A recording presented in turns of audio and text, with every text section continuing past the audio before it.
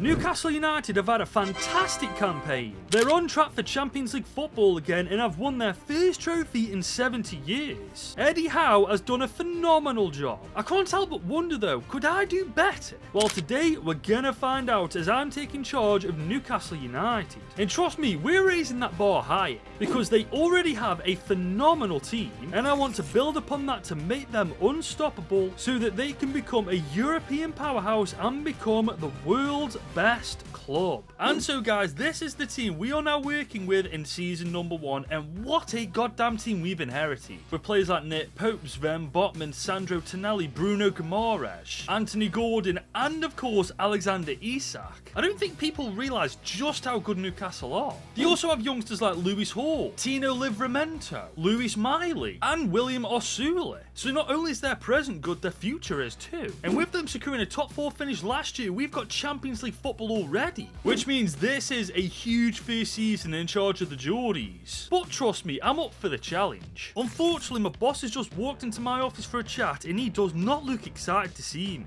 Alright, we need to have a real chat about what we're going to do in this window and how our decision is going to affect the season ahead. Obviously, there's been talks about Alexander Isak leaving, but neither Isak or this club wants that to happen. Okay, so what exactly do you propose we do? Well, here's the thing, we're 60 mil over our threshold, so that's the amount we need to sell him for. However, we all know we can get way more for him than that, which means we could sell Isak and sort it out no problem, or we could try and sell a whole bunch of our players and get it that way, but we'd have no depth for the Champions League. Either way though, our expectations are still sky high. This club's becoming a real force and we want to keep it that way. I see, either way we're going to be weaker going into a very big year and you still want the same high level performances. Great first problem to deal with. But me being me, I already set him up for the challenge. Here's the thing though with Isak, he's got 3 years left on his contract, he's worth 82 million in total, so if we do sell him we're looking upwards to 120 to 140 million, and then we could spread that money across this entire team and overall make it better. However, if we want to keep Isak, there's option 2, which is going through our entire team and selling players in bulk that are low market value and getting the money that way. The issue is though, if we do that, we'll be leaving ourselves with no decent squad depth. I mean, yes, you can argue we've got a lot of players in our reserves and the bench, but with the kind of players we need to sell, the players we'd be left with would be useless in the Champions League and against the top teams in the Premier League. And the boss has already said the expectations are still high for Newcastle United. So taking all of that into account, there's only one reasonable solution. And that is of course to sell Alexander Isak. I don't want to do this, but for the good of Newcastle United, I think we have to. And there it is, ladies and gents, it's official, Alexander Isak is leaving St James's Park. I know it's sad and I definitely didn't want to do it, but we've got a great deal for it. Because Aston Villa spent 130 million on it. And I've just realised I sold him to Aston Villa, who've got Ollie Watkins in their team. They're going to score goals for fun now. And yes, overall, this team is certainly going to miss him. But now that we sold Isak, we're no longer over the threshold and we've now got a clean slate. And we've got 189 million to spend this year now. However, I don't think I'm going to go overboard. Now obviously we do need to replace Callum Wilson, but I'm also thinking about getting a stronger right winger than Murphy and a better centre back than Shaw. I know you Newcastle fans like him, but he's 33 years old. However, I think once you know who his replacement is, you'll forgive me, as I just spent 37.5 million on Wilfred Singo. He's 6'3", 24, great pace, fantastic physicality and good defending. And as you can see, he's only on 69,000 a week. And that's something I'm going to try and do with Newcastle. Keep their wages as low as possible so we avoid that threshold again. And that's why I've just spent 32 million on Malik Fofana and he's only on 49,000 a week himself. But for a 20-year-old, he's absolutely fantastic. He's rapid with 4-star skills, 5-star weak foot. We just need to give him some target practice. But our third and final signing doesn't need any, as we have found Alexander Isak's replacement in Maximilian Beer for 30 million on the dot. He's 6'1" himself, only 22, he's rapid with great dribbling, good shooting. We did, however, give him 90,000 a week, as you can see, but in comparison to Isak, that's cheap as chips. And yes, we do still have 78.7 million to spend, but like I've already said, I'm not going overboard unless in January I need to. In fairness though, I don't think we will, guys, because our team is solid. We're not messing with the formation or tactics because what they're clearly doing in real life is working. It's just now time to see if we can do it without Alexander Isak. While we were about to find out as the dawn of a new Premier League campaign was beginning against Everton. And this was a real chance for some of our debutants to make a name for themselves. To be fair though, Everton made it really difficult for us at Goodwin, but eventually we did take the lead. Then just 10 minutes later and I scored this screamer, and then straight after they took the lead. Thankfully though, Beer got his debut goal and equalled the scoreline. But then somehow in the dying seconds of the game, Everton got a goal and got their first 3 points of the season. And our first game in charge of Newcastle ended in a loss, which really was not the start we were after. Because if we can't beat the Toffees, how do we expect to beat the Pride of London? Lucky for us though, Sanchez was in goal, and that allowed Goodwin to take an easy 1-goal lead. And our defending in this game was on point as Lewis Hall made a fantastic goal line clearance. Seriously, fair play. And if Beer's head was on target early in the second half, we'd have extended our lead. I just hope that missed chance doesn't come back to haunt us. And with 15 minutes to go, it did, as Jackson got one back for Chelsea. And if not for Nick Pope, they'd have taken the lead straight after. Unfortunately though, once again in the dying seconds of the game, Chelsea got the late winner. And guys, things just got worse. Because not only were we 17th winless after 4 games, not only was our first UCL game up next against Atalanta, but Sandro Tonali was injured for the next 5 months. Honestly, I don't know how things could get worse from this. Because as you can see, Tonali is the focal point of this team. And without Tonali in the squad, guys, I don't like our odds for the next 5 months of doing well. However, there is one alternative. We could give Lewis Miley a shot in the starting 11. He's only 19, he's 72 overall. We just have to move Guimaraes to the CDM role and put Lewis Miley where he's playing. And there we go, guys, at least for now, our team's sorted. I know that Miley's a bit of a wild card, but I'm thinking of the future of United. And if he can help us get a win over Atalanta, this could be the turning point we're after. However, it really wasn't a good start as we went 1-0 down after 5 minutes. Lucky for us though, within 10 minutes Fofana showed us exactly why we signed him and he got us an equaliser. However, it didn't mean much as early in the second half Atalanta got back ahead. Thankfully for us though, with 50 minutes to go, Lewis Miley's long shot struck the hand of an Atalanta defender, which gave Gordon the chance to equal the scoreline for us. But yet again, guys, we come away winless. We've yet to win a single game this season so far. Next up though was a must-win as we faced off against Crystal Palace. And if we don't take 3 points away from them, something needs to change. But finally, things look to be going our way as 37 minutes in, Jacob Murphy rifled the goal top left bins. And then early in the second half, Beer extended our lead. Anthony Gordon got his goal in the 61st minute. Palace, however, did get one back just 5 minutes after. But on the break in the 73rd minute, we rivalled home our fourth to get our first 3 points and win of the season. And that took way too long, guys. So let's just hope we can keep this momentum going.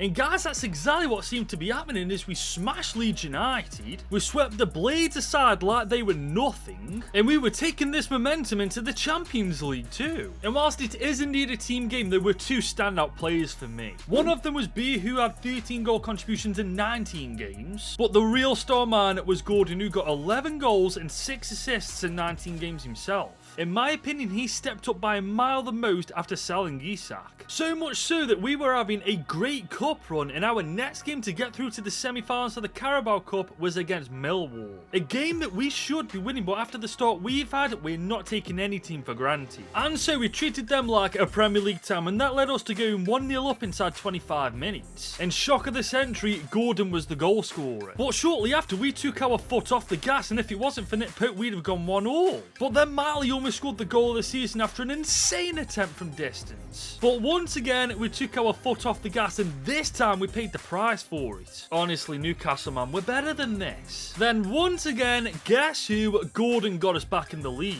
It was trickier than it needed to be, but we got the win and we're through to the next round. To be honest though, that game woke me up because despite us beating Millwall, we're not in a good place. Because after 19 games, we're 9th in the Premier League, 9 points behind Tottenham Hotspur. And that, guys, is exactly where we should be. And I can't really pinpoint the blame on any one individual in this team. I personally think it's the way we're set up. Because with this 4-3-3 holding, there's no creativity up top. Yes, we've got Joelinton and Miley Tonali, who do act really well as box-to-box midfielders, but in terms of attacking presence, there's just nothing behind our front three. And despite Gordon and Bayer really doing well individually and getting a lot of goals, as you witnessed from the Millwall game, we are really struggling up top. So I think with this remaining 87.2 million, we spend a good 50 of it on a brand new attacking midfielder. But in all honesty, we only needed 35 million as I've just signed Angel Gomez for that attacking midfielder role. And as you can see, he's absolutely fantastic. He's got great stats for an attacking midfielder role, but in all honesty, he can play anywhere in the midfield.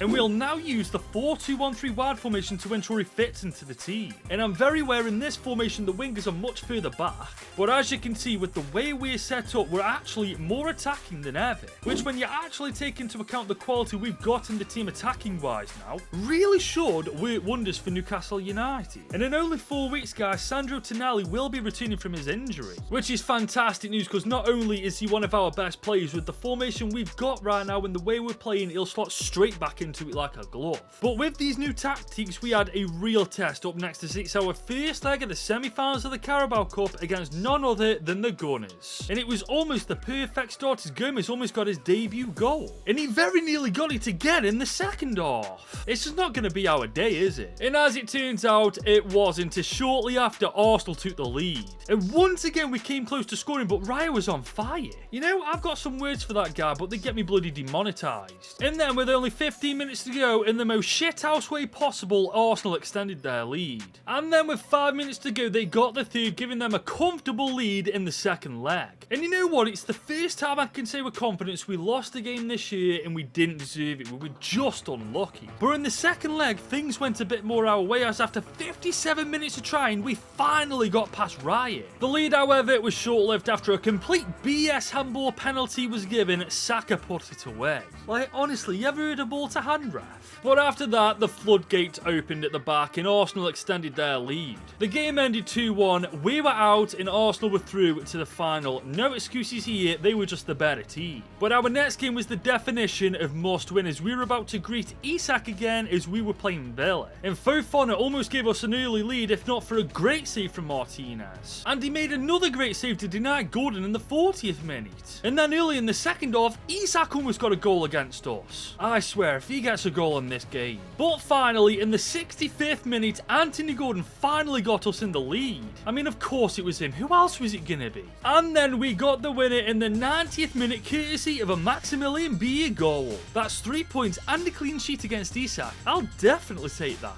We just needed to take this into our next game as it was our second leg against Benfica in the UCL playoffs. And currently we are 2 apiece on aggregate, so it's all to play for. And after 20 minutes, Kieran Trippier's shot almost put us 1-0 up. And then somehow we survived this attack from Benfica. However, we were the ones to strike first courtesy of a Maximilian Beer goal. He then managed to get a brace in the 62nd minute. Now Benfica got one back with 6 minutes to go, and then they got the bloody equaliser to send us to extra time. Honestly, it's like we're taking lessons from Tottenham Hotspur. But then somehow in the literal dying seconds of the game, Anthony Gordon got the third to send us through to the round of 16. Guys, what the hell's just happened?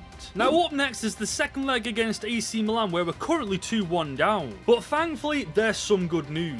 Because after some more injury complications, Sandro Tonali is finally back fit and ready for action. Which against Milan, guys, is massive.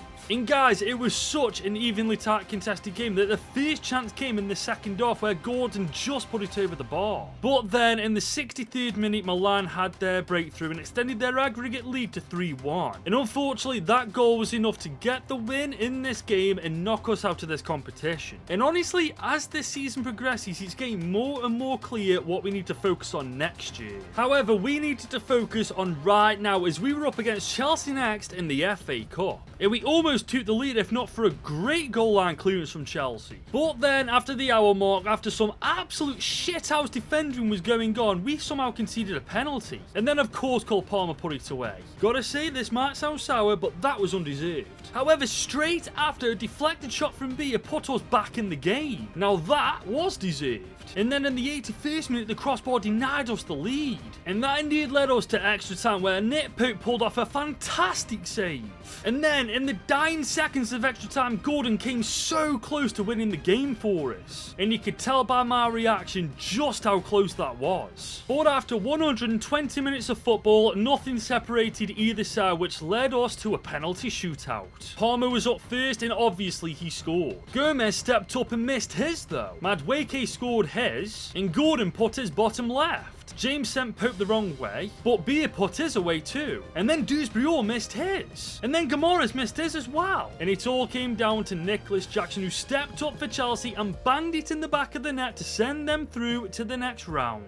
Which honestly really sucks, but again, I know exactly what we need to do next year to be more successful. But at this point, we are 9th in the Premier League, a solid 10 points away from 6th place Arsenal. And they've got a game in hand too, which means we have to win every single game to stand a chance of European football next year. And thankfully, it was a good start as we got a hard-fought 2-1 win over Bournemouth. We went on to smash Fulham 3-0. We obliterated Leeds United as well. Unfortunately, it was too little, too late. Because despite our best efforts to recover, we only finished 8th in the league. And what makes it even worse, Aston Villa won the league. We legitimately gave Aston Villa the key to winning the Premier League in Isak. There's some serious cruel irony to that. But looking at our stats, there was only 2 players. Anthony Goodwin with 38 goal contributions and 27 and 10 for Maximilian Beer. God knows how we'd have done if it wasn't for them. The thing is though, this isn't a bad team. We haven't done poorly because they're a bad side. It's because of a couple of other things which I'm going to address with the boss in season 2. But before we get to that, leave a like on this video, smash that subscribe button if you're new and if you're enjoying this video so far. You done it? Thank you very much. On to season 2 we go. And this time I've invited the boss into my office because we really do need a chat if we're to be more successful than last year. Okay, Goodwin, I made it very clear last year with you that we wanted to maintain a high level of performance, and frankly, you failed at everything last year. Care to explain what happened? Well, for starters, I had to get rid of our best player to get you out of the shit. We then lost our second best player for 7 months due to an injury. And honestly, I underestimated how bad our squad depth is. By the time the 70th minute knocks around in every game, half of the players are knackered and we just haven't got the quality on the bench to replace them. And that's pretty much what cost us in literally everything last season. Well, fair play to the first 2 points, you've got me there, but the third one is entirely on you. You had 2 transfer windows to sort that out and you didn't do a damn thing about it. The good news this year, we're all in the clear. You've got 150 million to spend on the team, so you've got no excuses. Get us back in the Champions League. And true to his word, there's all the money to spend this year. So this season, it really is a case of no excuses. We have to get UCL football. Now the thing is, I'm not going to spend a penny of that money on this actual starting team. Instead, I'm going to do something else. Because as you can see, guys, a lot of our players' staminas aren't exactly the best. For this year, I'm going to focus their development plans on stamina building, so hopefully come January everybody will be a little bit fitter, which leaves us the bench to focus our money on. And as you can see, guys, it is in dire need of improvement. However, guys, whilst we do have all of this money to spend, but I'm gonna do what I did last year and not spend too much money, because the last thing I want to do is be in the same situation I was this time last season. So I began by bolstering the strength of our defence by spending 24 million on 79 rated centre back Maxime Esteve. I then spent 22.5 million on pacey 79 rated fullback Julian Araujo. I then spent 15.5 million on Apollo, a backup keeper who's 77 rated for Nick Pope. And finally, we need a good backup in case anything happens to Beer, which is why I've just spent 33 million on Young Bonnie. And it's safe to say now, guys, that our bench isn't looking bad at all. The question is now though, will they make a difference this season, or was that just money wasted? Only time will tell on that one, but for now we've got to focus on the task ahead, our first Premier League game of the new campaign against none other than last year's Premier League champions Aston Villa. And let's be real, guys, this is a must win. And we got the start we were after as 8 minutes in, Goodwin put us 1-0 up. And then after receiving a penalty, Goodwin put us 2-0 up. However, that seemed to wake Villa up and they got one back just shy of half time. But then literally before the whistle blew for half time, Goodwin got his first half hat-trick. Seriously, this guy's a joke. Then early in the second half, Maximilian Beer got his first of the campaign to kill the game dead. Which meant we'd not only just beaten the Premier League champions, we'd absolutely annihilated them. If we could keep this going, we could be looking at a title tackle charge ourselves. However, the next game proved we need to take that one step at a time, as we only managed a 2-2 draw against the Bees Brentford. Then in the following game we got the better of Brighton 2-0, but we scored 4 goals in the first half to absolutely obliterate Luton, which puts us top of the league after our first 5 games. And I know there's a long way to go, but this is a phenomenal start. We however had a big test right around the corner as we faced off against Man United. Granted, they aren't doing too well at the minute, but they are not a pushover. And trust me, we didn't treat them like one, as after some beautiful footwork from Beer, he put us 1-0 up. He then got a brace with a lovely little finish. We almost went 3-0 up in the second half, if not for an amazing save from Vicario. But that's how the game ended, with a dominant 2-0 over United. And so far, guys, honestly, I'm liking our chances of winning the Premier League this season. However, I was mistaken in thinking we had no European football this year, as we had Conference League football, and our first game was against Viking FK. So now is the real test for Newcastle, seeing if what we did in that transfer window worked. But it really wasn't a good start, as 4 minutes in they scored a screamer. Like seriously, where the hell did that come from? Then due to a questionable handball, we conceded a penalty and then conceded the goal. Oh my god, this is awful. Thankfully though, we did get back in the game courtesy of Anthony Gordon. Seriously, what would we do without him? Then before half time, we got an equaliser with a gorgeous goal from Julian Araujo. And then finally in the 66th minute, we took the lead. God above, what a comeback. Then somehow in this situation, we conceded a penalty, and of course they buried it. Oh, I'm not liking Viking FK. We did, however, almost win the game, if not for an amazing save here. But dropping those 2 points to Viking FK was a lesson learned. The Conference League is hella competitive. And going forward, we treated every game like a UCL final, especially with Victoria players, and we gave them a dose of Cobra Kai and showed them no mercy. We carried this form into the Premier League too, as we were on for the title. But guys, we also really wanted that Conference League too. And that has led us to qualifying for the round of 16 automatically in the Conference League. And we are neck and neck with Manchester City after 19 games in the Prem. Guys, this year is our year. But before the January transfer window begins, the boss has invited himself into my office for a little chat. Well, Goodwin, I'll be honest, I didn't see us being in this position back in September. Champions League football's looking likely, we're doing well in the Conference League, we couldn't be happier. That's great to hear, boss. It's about time we had a positive chat. Yeah, for now we're happy at least, but the season isn't over yet, is it? Just don't take your eye off UCL football for next year. That is the one and only priority for you this season. Well, he might think so, but for me, I've got a couple of priorities. Because not only do I want to win the Conference League, I also want an FA Cup run as we face Liverpool in round 3. And guys, it was a stalemate until the 39th minute when Beer scored an insane goal. However, Liverpool got back in it, as somehow this was classed as a penalty, and of course they buried it. Like, what is it with us conceding penalties, man? Less than 10 minutes later though, we got back ahead courtesy of Maximilian Beer. Naturally though, 5 minutes later they equalised again. And this led us to extra time, where Beer very nearly put us ahead straight away. Then somehow after this from Liverpool, it still remained 2-2. And then somehow Alisson saved the day for Liverpool here. After 120 minutes, nothing separated us, so we were heading for a penalty shootout.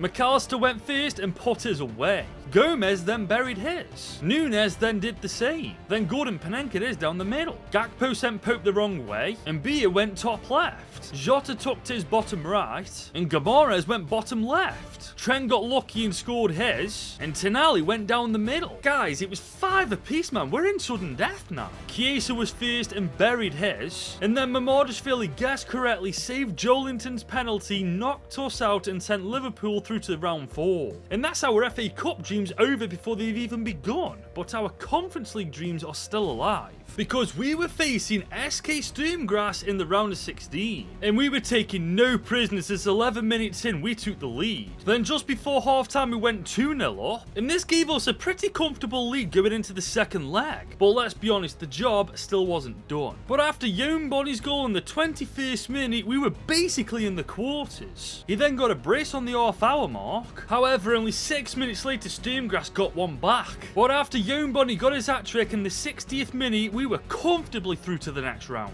And that's all well and good, but the boss would kill me if I forgot about the Premier League and top 4 football. So I'm making sure that doesn't happen as we got a convincing win over Bournemouth. We got a narrow 1-0 win over the Tractor Boys. We then, however, only managed to draw against Leeds United. But what if I told you that didn't matter? Because after 31 games with a game in hand over Man City, we are 3 points ahead of them. So in other words, if we don't mess up too much, we win the Premier League. But now our attention turns back to Europe as we face Brøndby IF in the quarters. We were already 4-0 up on aggregate, but we needed to finish it off. And we were on track to do that as Anthony Gordon scored a gorgeous free kick. Fofana shortly after got his goal. Then Beer took it around the keeper to put us 7-0 up on aggregate, cruising our way to the semis. And that's where our biggest test in this competition was about to come. Because we faced Roma, and after drawing 2-2 on aggregate in the first leg, it was anybody's game in the second.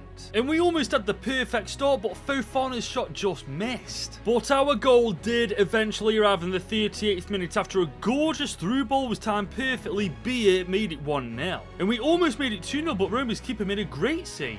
However, early in the second half, he could do nothing to stop this going in. And then with only 18 minutes to go, Fofana got the third of the game to put us 5-2 up on aggregate and book our place in the final. And that is where, in order to win the Conference League, we will have to beat Royal Union St. Geloy. And we couldn't have asked for a better start, as after this tackle from their defender, they went a man down. And that worked to our advantage as we went 1-0 up shortly after. Surely now, this was ours to win. And so far, I was right, because we went 2-0 up after 19 minutes. Then out of absolutely nowhere, they got one back. Surely we weren't going to mess this up. Well, the answer to that question was no, as with 15 minutes left, we took a 3-1 lead. And then with 9 minutes to go, Beer got his hat-trick to win us the game and to help us lift our first trophy for Newcastle United, which I am buzzing about. But the question is, are we lifting one trophy this year, or are we going to be lifting 2? We've officially lifted 2, ladies and gents. We have won the Premier League. We only did it by 3 points, beating City to it, but it doesn't make a difference. We're the best team in England. Looking at these stats though, I am not surprised. Beer with 50 and 8, 24 and 14 for Gordon, 16 and 13 for Fofana, 15 and 21 for Angel Gomez. Beer was the league's top goal scorer with 27. Gomez was the top assister this year with 11. And Nick Pope kept the most clean sheets too. Guys, we've smashed it. And looking at just how good this team's become over the last couple of years, I am truly not surprised at this point. And obviously, because we've won the Premier League, we've completed this season's objective by qualifying for the Champions League. And given the fact that Arsenal were the ones to win it this year, I'm not being funny, I feel like we stand a great chance of doing that next season. And I think the boss agrees, as he looks delighted to have our annual season starter chat. I'm actually lost for words at last season's accomplishments. Our first league title in just under a century, our first ever Conference League win. Congratulations on doing this, Goodwin, but as you know, the new season's here and we want to strive for even better. You've got 200 million to spend this time, and it's quite simple what we want. Go get us that Champions League. I had a feeling that's what he was going to say, and honestly, I'm not surprised. Because I reckon if this team was in the Champions League last year, we'd have probably stood a good chance of winning it then. And true to his word, we have 200 million to spend, and I think I know how to use this money to help us win the UCL. Because as good as this team is and was last year, there was one player who was a glaring weakness. And that is Sven Botman, because as good as he is right now, because he's only got 68 stamina, he's absolutely useless to us after the 60th minute. And unfortunately, it'll take 109 weeks to further improve his stamina. And the simple fact is, guys, I don't have the patience nor the time to wait around for that to happen. So I went ahead and signed a player who is levels above Sven Botman and Piero Hincapié for 83 million. He's not only younger, but better than Botman in every area, including the fact he's got 81 stamina, which other means he won't blow his gasket after 60 minutes. And to be fair, guys, now that we sorted that problem in this team out, I truly think the Champions League this year is ours for the taking. However, before we get to that, we first had a Community Shield final game to play against Manchester City. And if we can beat Man City here, we're looking very good in the Champions League.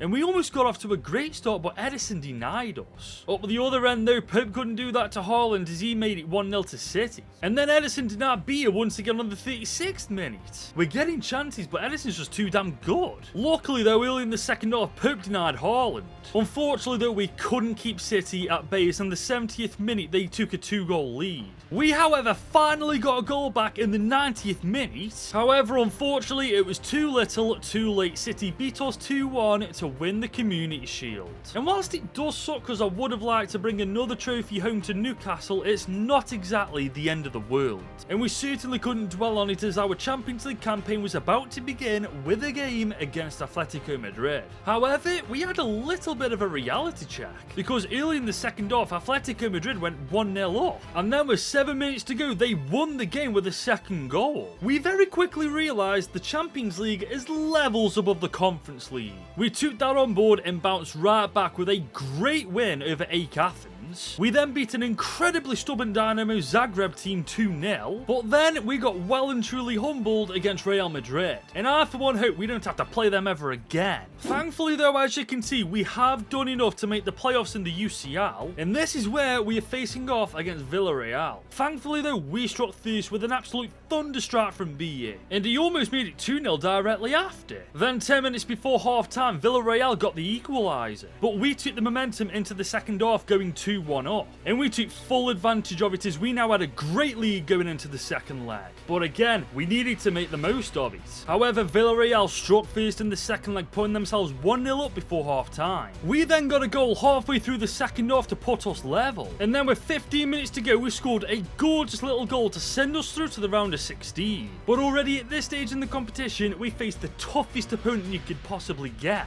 You guessed it, we now face Real Madrid. The only consolation is in the second leg we are 3 apiece after the first leg, so it's anybody's game. However, after the last game we played against them, I'm not getting my hopes up, and they very nearly took the lead if not for a great goal line clearance from Livramento. But then shortly after they did indeed break the deadlock. Yeah, I don't see how we come back from this. But we caught Madrid off guard 5 minutes later and actually equalised. So maybe there's actually a chance after all. And how we didn't take the lead here before half time, I'll never know. But we had Madrid on the ropes going into the second half. And it showed as after 62 minutes Courtois was forced to bail them out again. And again in the 71st minute. And again in the 74th minute. But then finally, with only 10 minutes to go, one of us broke the deadlock. And it was us with a gorgeous low driven ball from Livramento feeding B the goal. And then with seconds remaining, Gordon scored the goal of the season to knock Real Madrid out of the Champions League and send us through to the semis. Nope, actually forgive me, it's the quarters, not the semis. But we already had one foot in the door after beating AC Milan 2-1 in the first leg. And we quickly extended that lead to 3-1 as we went 1-0 up inside 10 minutes. And then we made it 2-0 with this thunderous strike. Honestly, in comparison to Madrid, Milan were a cakewalk. And we further cemented our dominance over the Italian giants by scoring a third in the 70th minute. And now we're in the semi-finals. Honestly, let's bloody eat sending me doolally. But now it was crunch time. After the first leg against Bayer Leverkusen, we were 1-0 up going into the second. But against a team like Leverkusen, it may as well be still 0-0. We needed an early lead, and that's exactly what we got courtesy of Beer. And how we didn't go 2-0 up here, I will never know. Seriously, what a save.